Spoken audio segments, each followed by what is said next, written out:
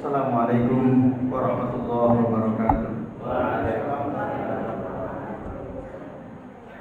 Innal hamdalillah nahmaduhu wa nasta'inuhu wa nastaghfiruh wa na'udzu billahi min shururi anfusina wa min sayyiati a'malina. May yahdihillahu fala mudilla lahu wa may yudlilhu fala hadiya lahu. Asyhadu an la ilaha illallah wahdahu la syarika lahu wa asyhadu anna Muhammadan abduhu wa rasuluh. Allahumma salli wa sallim ala Muhammad wa ala ali Muhammad kama shallaita ala Ibrahim wa ala ali Ibrahim wa barik ala Muhammad wa ala ali Muhammad kama barakta ala Ibrahim wa ala ali Ibrahim fil alamin innaka Hamidum Majid. Amma ba'du. Bapak-bapak dan ibu-ibu serta hadirin hadirat sekalian, azan ya Allah wa iyyakum ajma'in. Alhamdulillah pada malam hari ini meskipun hujan terus ya dari sore, Allah mudahkan langkah kita untuk bisa hadir ke majelis ini, yaitu majelis kitab kajian kitab tauhid. Mudah-mudahan kehadiran kita ke majelis ini menjadi sebab diampuninya dosa-dosa kita oleh Allah Subhanahu wa taala. Amin. Baik Bapak Ibu dan hadirin sekalian, untuk pembahasan kita pada malam ini masih membahas bab yang ke-23, yaitu bab yang menjelaskan bahwa sebagian dari umat ini ada yang menyembah berhala. Anna ba'du hajjil ummah ya'budu al-awsan. Kemarin kita sudah membahas satu ayat dari surah An-Nisa ayat 51 dan hadis Nabi yang akan disebutkan juga nanti di beberapa dalil kemudian.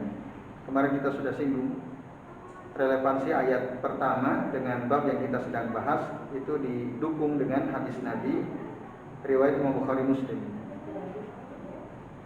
bahwa orang-orang Yahudi, orang-orang Nasrani itu mereka adalah ahlul kitab yang diberikan kitab oleh Allah, tetapi mereka yu'minuna bil jibti wat taghut, beriman kepada al-jibt, kepada sihir, kepada percaya kepada dukun dan kepada taghut.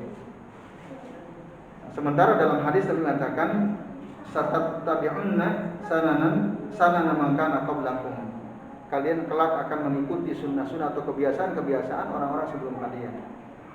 Sibron bi sibrin, zira'an bi zira'in hatta law dakhalu juhra dubbin la dakhaltum. Itu kita sudah singgung juga kemarin. Lalu sahabat bertanya, qalu ya Rasulullah al-yahud wan nasara, apakah mereka orang Yahudi dan Nasrani yang diikuti oleh kita itu?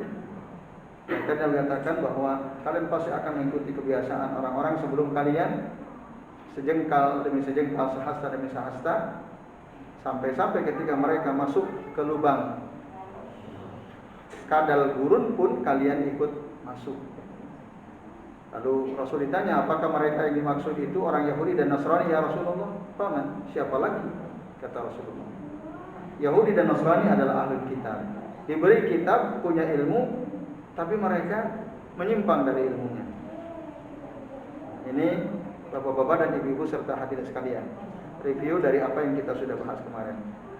Maka apa yang kita bisa simpulkan, janganlah kita merasa heran jika ada orang berilmu tapi menyimpang dari ilmunya. Memang dari dulu sudah ada.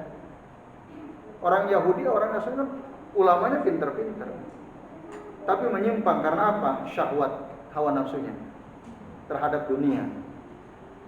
Itulah yang menyebabkan ilmu yang mereka miliki tidak menjadi petunjuk baginya, karena dikalahkan oleh syahwatnya terhadap dunia.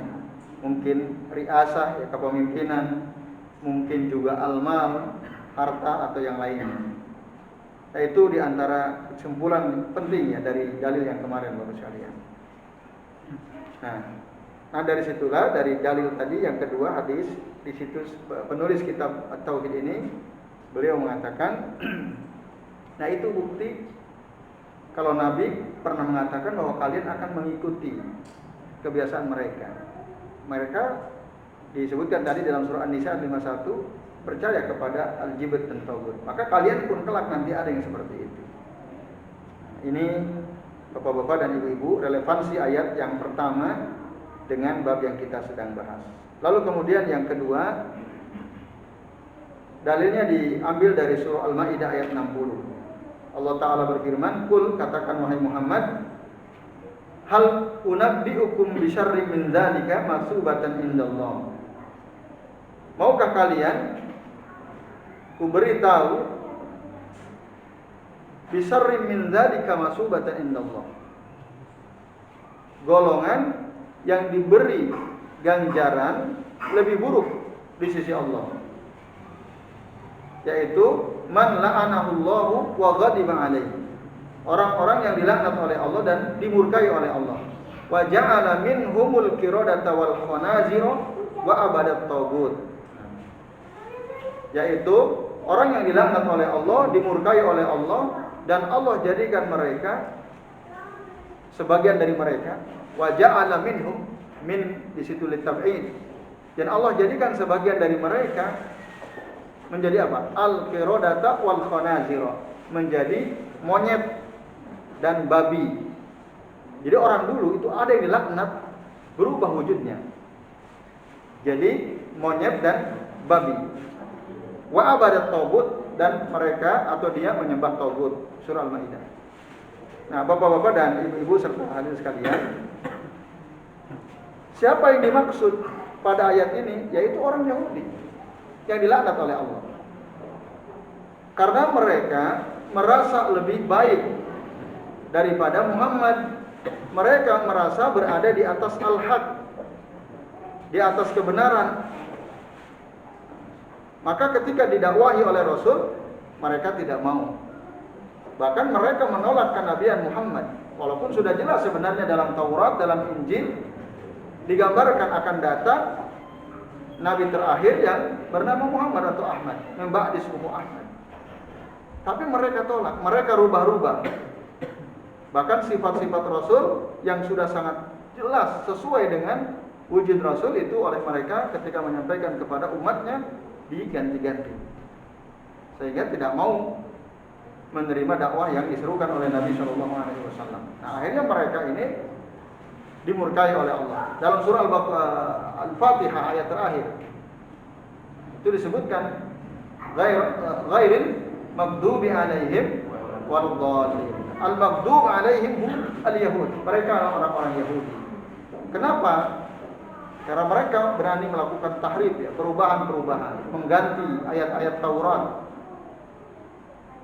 Dan mereka merasa lebih berhak atau lebih berada di atas kebenaran daripada Muhammad. Akhirnya Allah marah, Allah laknat mereka. Itu bahkan dari sejak zaman Nabi Musa mereka sering berubah-ubah.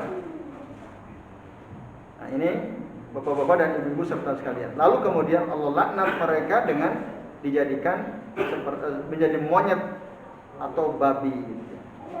Lalu mungkin ada sebagian orang bertanya, apakah monyet babi yang berasal dari orang Yahudi itu punya keturunan atau tidak sekarang?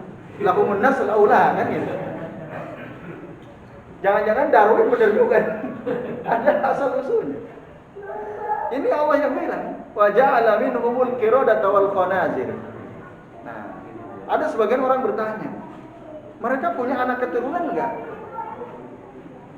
Di India itu ada monyet-monyet disembah-sembah, ya. Saya lihat video itu. Di India itu betul-betul ngaco itu, ya. Air kencing sapi diminum pakai cuci muka. Kotorannya dipakai mandi, berenang di kotoran tai sapi itu, ya. Sujud.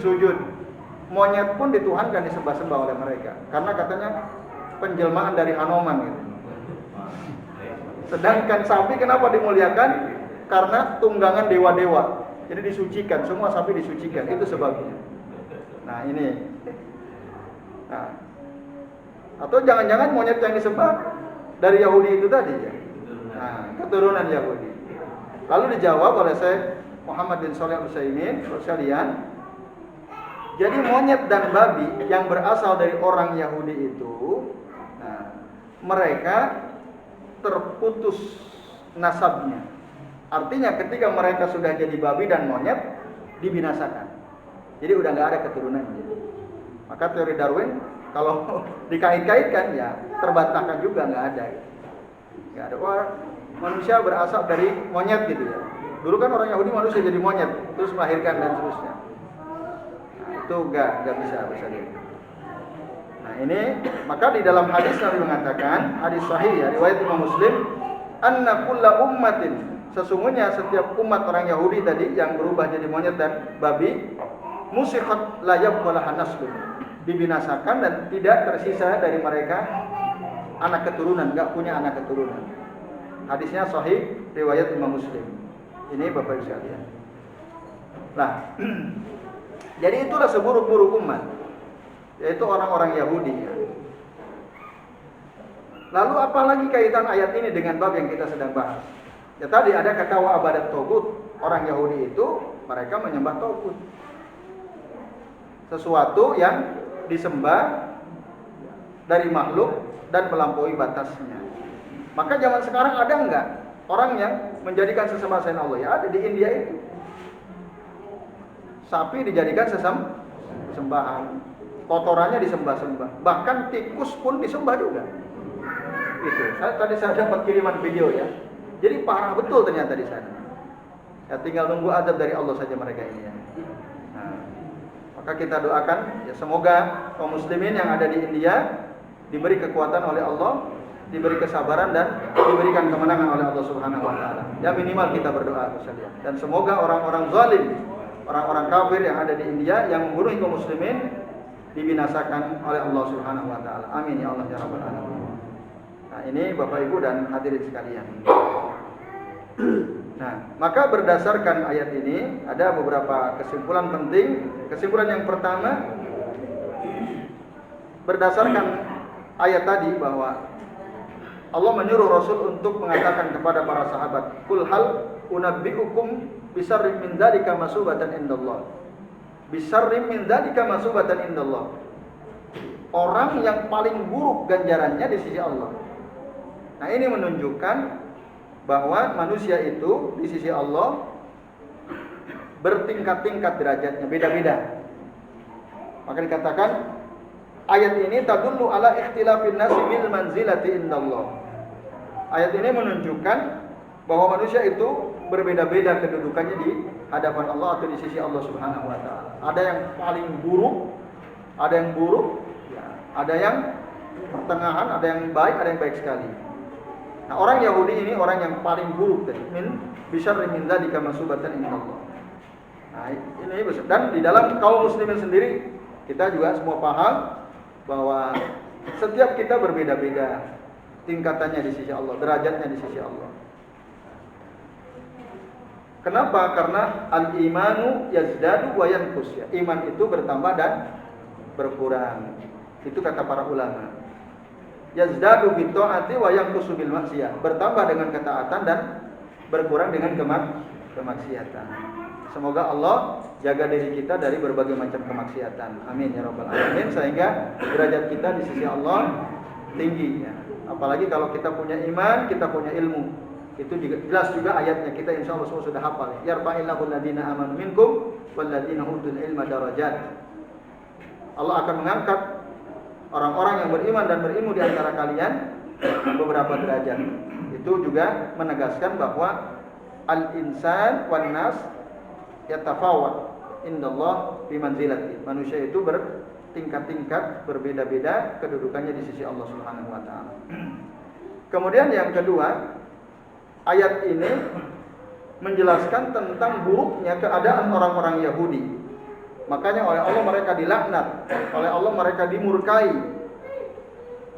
Dan keburukan terbesar yang dilakukan mereka adalah menyembah tagut, ya, abadat tagut. Yang disembah siapa? Ya ruhban, ahbar mereka, ruhban mereka, pendeta-pendeta atau ulama-ulama mereka. Itu yang disembah. Bagaimana cara menyembahnya? Nah, maka kemarin kita udah bahas juga, ya, Ibnu Qayyim mengatakan, anak masih ingat Bapak-bapak, Ibu-ibu, bahwa tagut itu ada berapa macam kemarin? Ada berapa macam tagut? 4 apa 3? 3 ya. Satu apa? Tagut apa namanya? Ini yang bisa jawab snacknya 2 ini. Ya. Apa itu? Ada 3 ya. Togut makbud yang disembah, ada togut apa? Matbu yang diikuti, terus ada togut terakhir muto yang ditaati. Ditaati bisa pemimpin yang diikuti oleh para ulama biasanya. Ya, pokoknya salah benar dia ngomong, kalau dia ulama itu yang ngomong benar gitu ya. Kan ada gitu ya. Ada seorang tokoh yang dianggap sebagai ulama, ya, banyak pengikutnya yang ngikutin fanatik.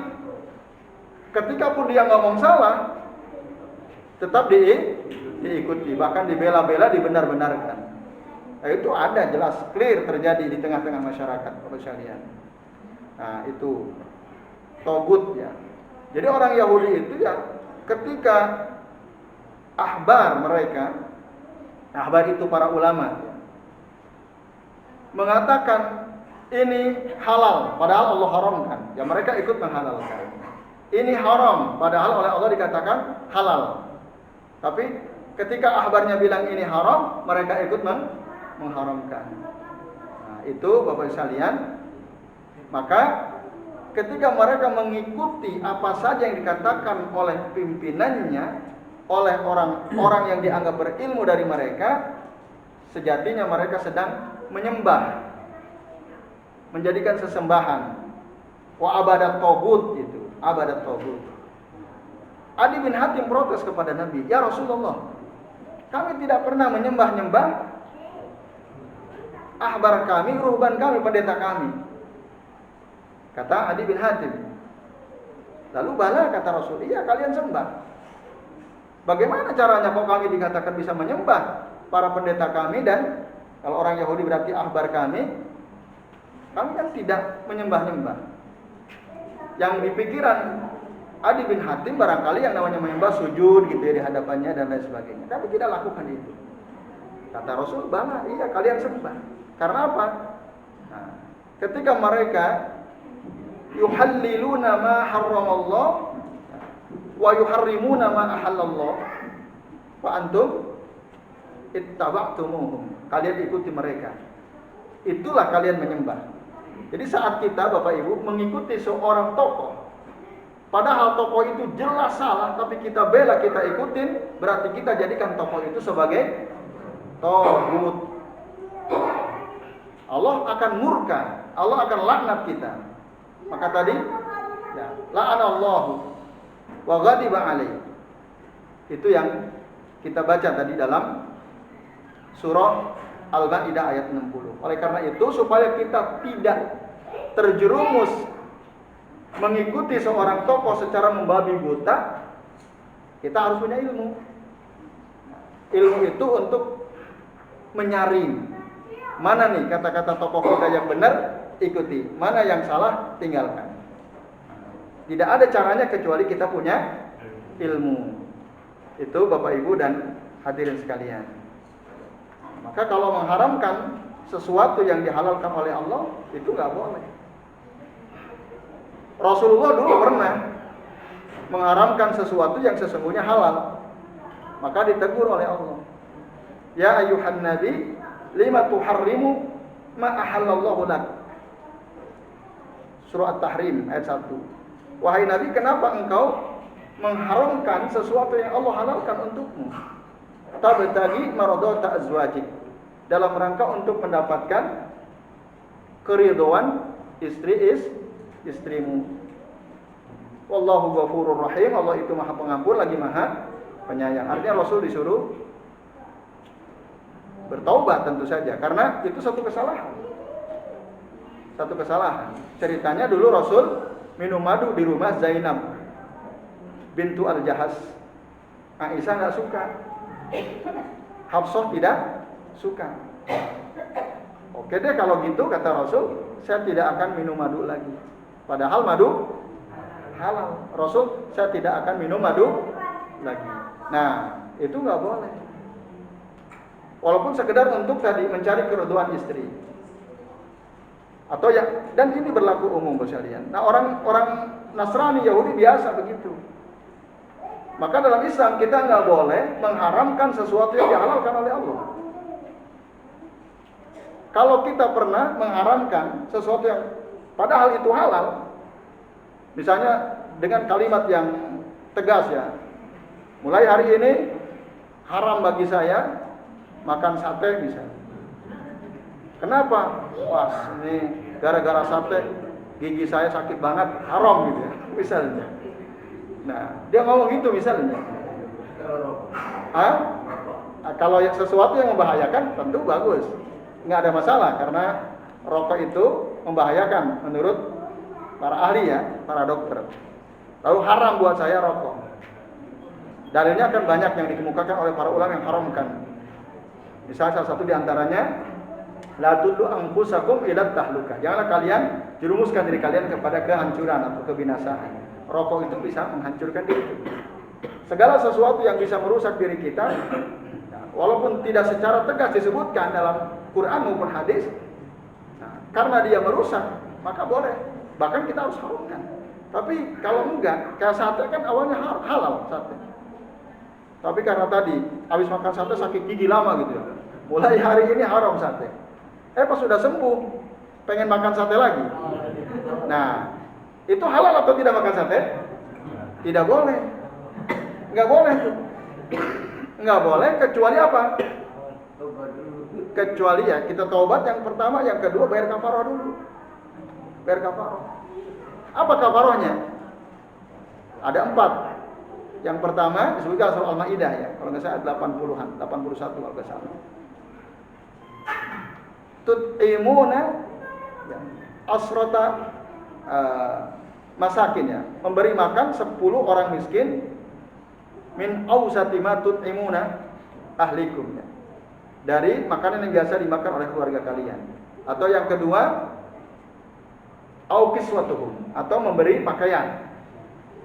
Yang ketiga, au tahriru raqabah, membebaskan hamba sahaya. Fa illam tajidu, kalau enggak ketemu, fasiyamu salasati ayyamin, puasa 3 hari. Nah, itu. Kalau bebaskan hamba saya udah enggak ada. Kasih makan orang miskin masih ada sekarang. Kita pernah mengharamkan sate atas diri kita, pengen sate, harus ajak orang miskin 10, kita traktir dulu. Itu caranya, baru kita boleh makan sate. Itu kafarahnya. Nah, kita ajak mereka, ayo. Lah kok tumben ngajak kami orang miskin makan sate? Pokoknya ikut aja lah. Karena saya pernah mengharamkan diri saya makan sate. Nah itu. Nah orang Yahudi, orang Nasrani itu, mereka suka begitu, menghalalkan sesuatu yang diharamkan atau mengharamkan sesuatu yang dihalalkan oleh Allah Subhanahu wa taala. Nah, itu kalau kita ikutin, maka kita menjadikan mereka sebagai togut, berarti kita nyembah mereka. Nah, ini Bapak bisa lihat, tapi akan ada orang seperti itu, akan ada. Dan memang betul ada kan? Ada nggak? Ada. Orang yang menjadikan tokohnya menjadi togut, ada tidak? Ada. Banyak. Maka kita jangan sampai seperti itu, seperti kelakuan orang-orang Yahudi misalnya. Oke, itu. Nah, kemudian yang terakhir, wa qaulihi ta'ala, maksudnya bukan dari terakhir, pembahasan terakhir pada malam ini, diambil dari surah Al-Kahfi ayat 21. Allah Ta'ala berfirman, qala alladziina ghalabu ala amrihim lanattakhidanna 'alaihim masjidan. Berkatalah orang-orang yang berkuasa atas urusan mereka atau para pemimpin mereka, lanattakhidanna 'alaihim masjidan. Kami akan menjadikan di atas tempat mereka diam, yaitu gua. Ini cerita tentang Ashabul Kahfi. Kalau kita buka Quran ya, pada ayat sebelumnya, ayat ini menjelaskan tentang cerita Ashabul Kahfi. Orang-orang soleh kan, Ashabul Kahfi itu orang soleh. Lalu keadaan masyarakat rusak, pemimpinnya rusak, banyak kesyirikan, kesesatan seterusnya. Akhirnya mereka mengasingkan diri, beruzlah, mengasingkan diri di mana? Di gua, supaya mereka imannya selamat. Mereka hidup di sana beratus-ratus tahun. Berapa tahun Bapak sekalian? tahun berapa? Salah sumi'ati sinin ya, 300 tahun wazdadu tis'a, tambah 9 tahun, berarti 309 tahun. Itu tidur dalam jangka waktu sekian lama, hidup bangun, itu nggak mati, kan gitu ceritanya. Sangat populer ceritanya. Nah lalu karena mereka orang-orang soleh, ini satu keajaiban. Nah, lama-lama kan mereka meninggal juga. Lalu guanya itu dijadikan semacam apa namanya, monumen gitu ya. Ya monumen ya namanya ya, untuk memperingati mereka sebagai orang-orang soleh. Nah, bagaimana cara untuk memperingati monumen mereka? Di atas gua itu akan dibangun masjid. Nah, jadi ada asal usulnya. Maka tadi katakan, alladzina ghalabu ala amrihim lanattakhidanna alaihim masjidan. Kita akan jadikan monumen buat tempat ibadah, masjid di atas gua itu sebagai apa? Tanda untuk memperingati kesalehan mereka. Inilah dalil yang digunakan oleh sebagian orang yang menjadikan kuburan orang-orang soleh dibangun masjid, diperbagus dan seterusnya. Ini dalilnya, Bapak sekalian. Tapi mereka keliru di dalam memahami ayat ini. Yang menjadikan monumen ini kan katakan siapa tadi? Alladzina ghalabu ala amrihim, para pemimpin mereka, penguasa mereka. Nah, penguasa mereka ini orang soleh atau bukan orang soleh? Bukan orang soleh. Mereka orang kafir.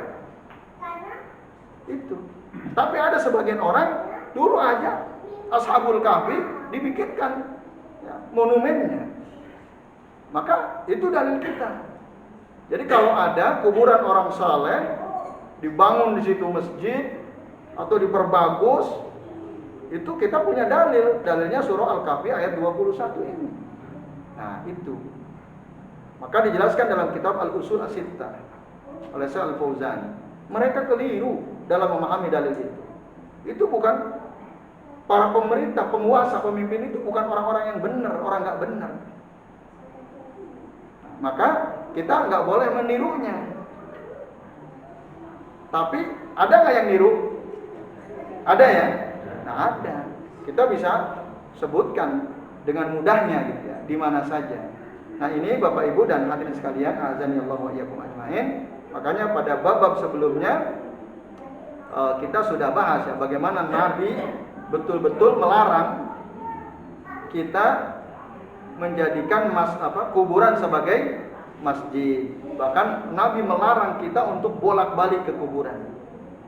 Nah, itu. Walaupun orang yang ada di kuburan itu orang soleh, apalagi dibuatkan monumen, bangunan di situ. Nah ini Bapak-bapak dan ibu-ibu serta hadirin sekalian, azanillahu wa iyyakum ajmain. Apa yang bisa kita bahas pada kesempatan malam hari ini. Selebihnya waktu saya kembalikan ke panjenengan, barangkali ada 1 atau 2 pertanyaan, kami persilahkan. Tidak ada? Cukup jelas ya? Alhamdulillah kalau sudah jelas. Oke, saya kira mudah-mudahan apa yang kita bahas pada malam ini bermanfaat. Mohon maaf Bapak sekalian jika ada kesalahan dalam apa yang kami sampaikan, dan mari kita akhiri kajian kita pada malam ini karena sudah bisa dengan membaca doa kafaratul majlis. Subhanakallahumma wa bihamdika asyhadu an la ilaha illa anta astaghfiruka wa atubu ilaik. Billahi taufiq wal hidayah. Wassalamualaikum warahmatullahi wabarakatuh.